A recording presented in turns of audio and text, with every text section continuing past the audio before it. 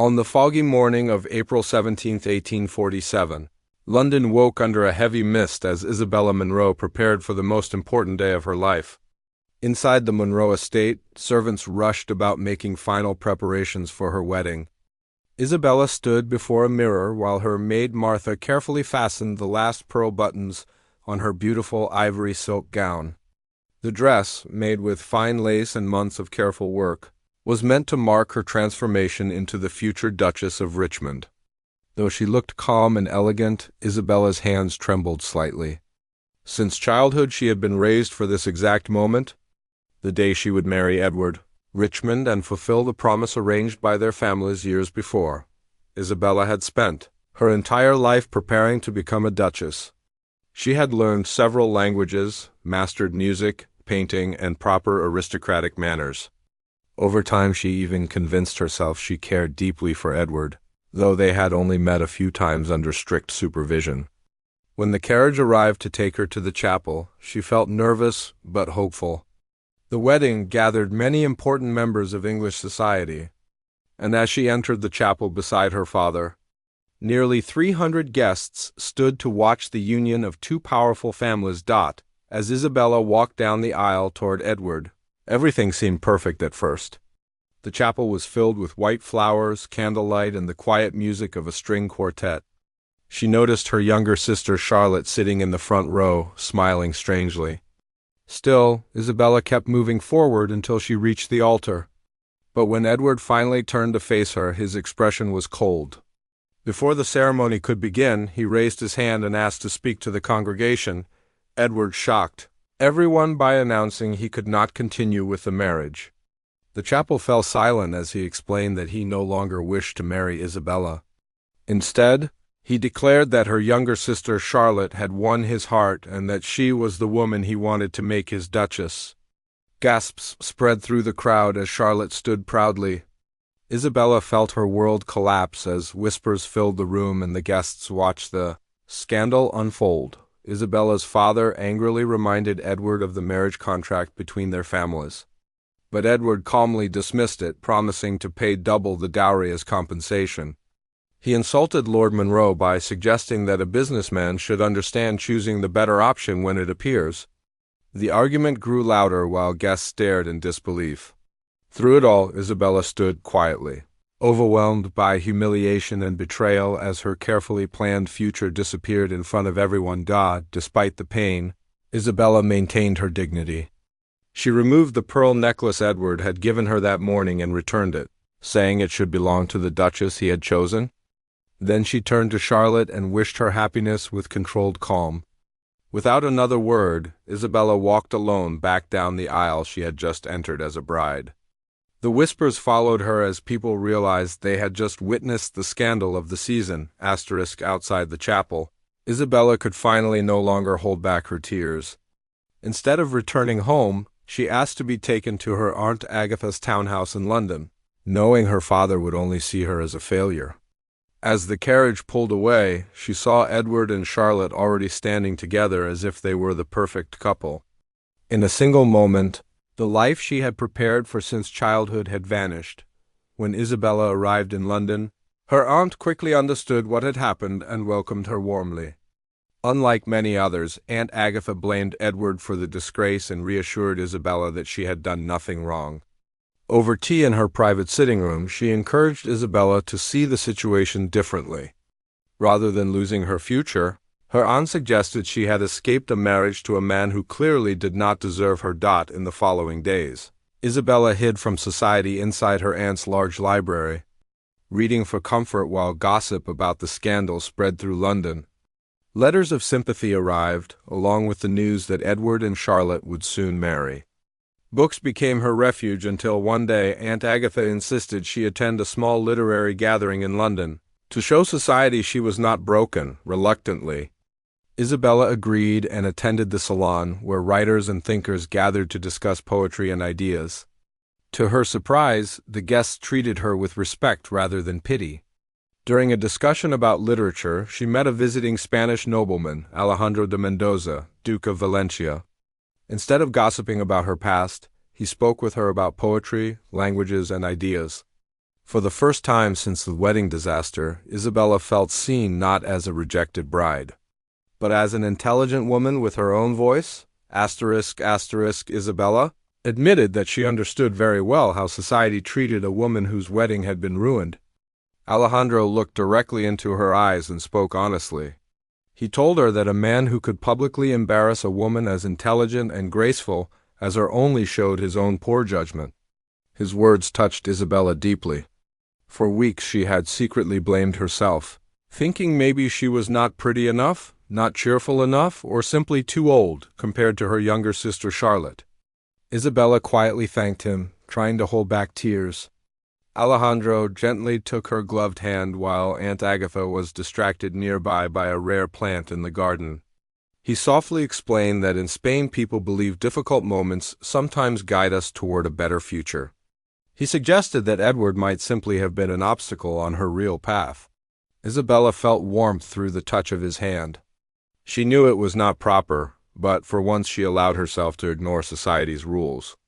For a brief moment they stood together quietly in the garden while butterflies moved among the roses above them. The world of gossip and judgment seemed far away. The next day, Isabella was still thinking about that moment when Aunt Agatha's butler entered the library with a letter.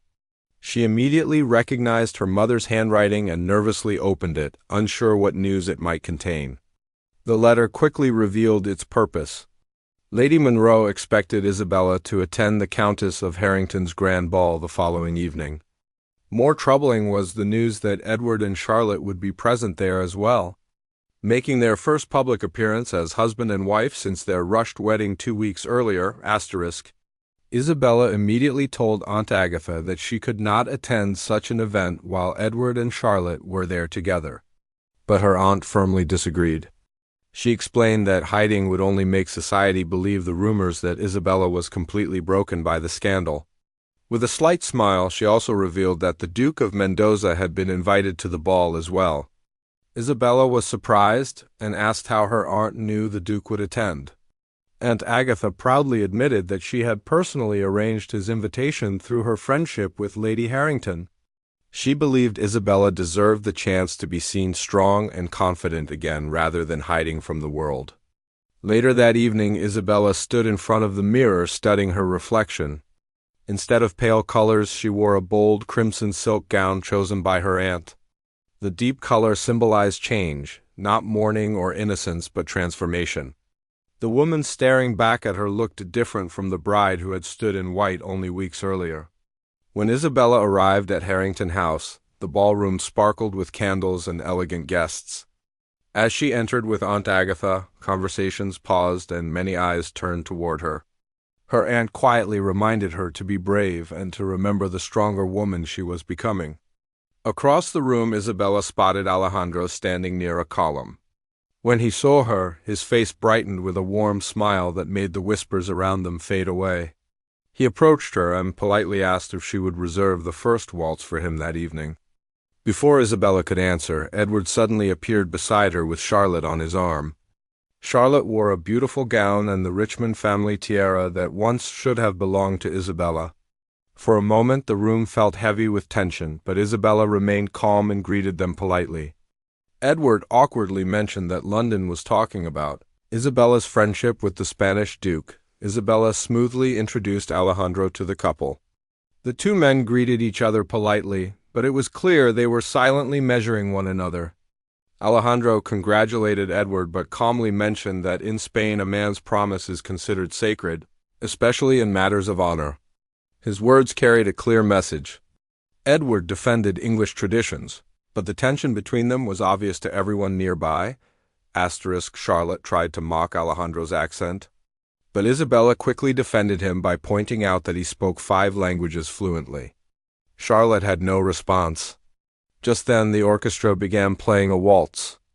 Alejandro offered his arm and led Isabella onto the dance floor.